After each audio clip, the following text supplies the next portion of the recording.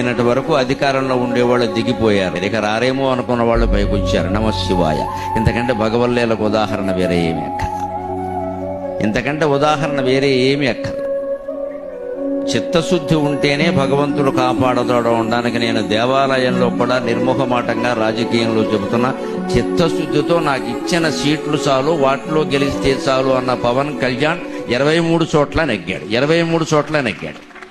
భగవంతుడు ఆశీర్వచనం అతనికి, అతని పార్టీకి, ఆంధ్రప్రదేశానికి సంపూర్ణంగా లభించాలని నేను కోరుకుంటున్నాను. నాకు పార్టీలు పక్షపాతాలు లేవు. నేను ధర్మపక్షపాతం. ఎవడు ఒప్పుకోడు 21 సీట్లకి. అంత ఇమేజ్ ఉన్నవాడు. అక్కర్లేదు మాకు పొత్తు ప్రధానం, ముందు గెలవడం ప్రధానం. అది కూడా ప్రజల కోసం అంతే. ఖచ్చితంగా వచ్చేసాయి. ఈవేళ అతనికి ప్రాధాన్యం ఉంటుందని వేరే చెప్పక్కల్లా, లేకపోతే ఉండదు. ఇది కూడా ఎలా వస్తుంది మనకి ప్రాధాన్యం? చిత్తశుద్ధి కారణంగా వస్తుంది. భగవంతుడేందో